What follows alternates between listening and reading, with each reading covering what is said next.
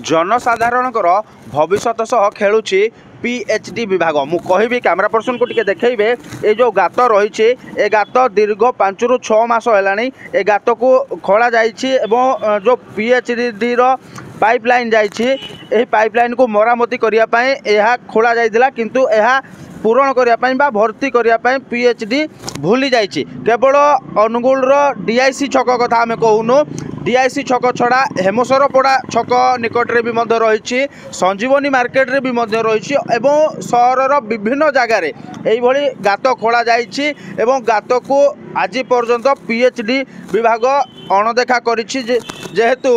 यही गातरे विभिन्न समय दुर्घटनाग्रस्त भी होउछि या पूर्व गोटे जड़े व्यक्ति जी कि अंधार समय जाऊे से गातरे पड़ी मुह फाटी जाइला एवं यही अवहेला कार्य को दृढ़ निंदा करुछंदी अनुगुलवासी। तो आम सांगरे अनुगुल जड़े समाजसेवी जी कि प्रबोध कुमार स्वाई अच्छा आम टे आलोचना करवा जे ए बाबद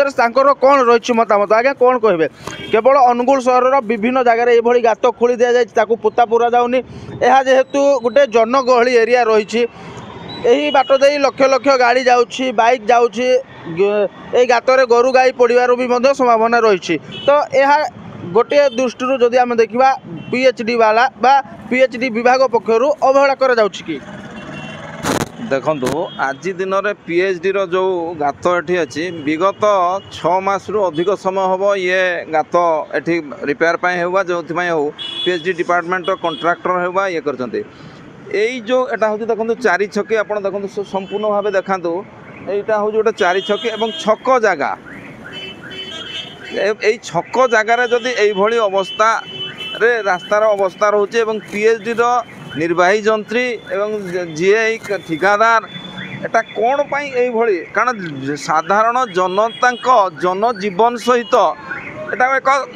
खेल खेल खेलुंट कारण एटिरे पड़े लोकटी मृत्यु मुखर निश्चिंत पड़ो एवं जो जीवन सहित माने खेल खेलुंट से हक किए देला एवं एथिपाई दायी किए कंट्राक्टर दायी ना तांको जूनियर इंजीनियर दायी ना असिस्टेंट इंजीनियर दायी ना एग्जीक्यूटिव इंजीनियर दायी ना तांको मंत्री दायी यही जरिया मु आपण गणतंत्र चतुर्थ स्तंभ एवं सचेतन नागरिक हिसाब से मुझे कहूँ तुरंत एवं यही जो खाल खोली फिलअप न करिसेंती दोषी जीए तांको विरुद्ध रे दृढ़ दृढ़तर कार्यानुष्ठान एवं दृष्टांतमूलक कार्यानुष्ठान ग्रहण करने मु माननीय मंत्री को दृष्टि आकर्षण करुच्ची एवं जो कंट्राक्टर एवं जेई बा तांकर अधीक्षक जंत्री जी भी हो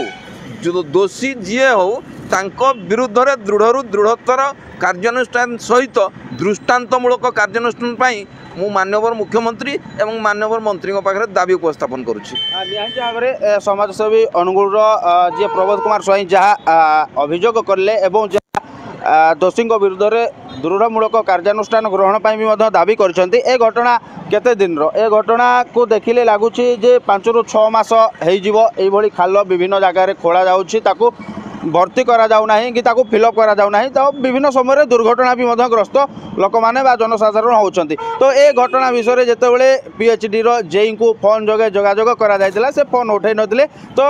प्रॉपर भाव में बा सठिक भाव में सूचना हमको मिल नाला। तो ये घटना विषय जेतेबेले एसडीओ सह आलोचना करा जायतिला जे ए घटना को जगह रही ए घटना कहीं जेतेबेले पचरा जायतिला से भी गोटे फोन माध्यम सूचना देले जे ए घटना विषय मु अवगत होई नाही एवं मते टिके फोटो पठांदो को जगार ए घटना घटी एवं यही गात खोला जाइछि मु निहाती भाव में कार्यानुष्ठान ग्रहण करी। तो निहाती भाव में जिला प्रशासन पीएचडी विभाग एवं सरकार को जन दि जाऊँगी जे एभली गात जदि खोला जाऊँगी गातर जनसाधारण खसी पड़ुंट और जीवन हानि होउछि तो या निहाती भाव में कार्यानुष्ठान ग्रहण करिया निहाती दरकार। अनुगुल राजेश पात्र।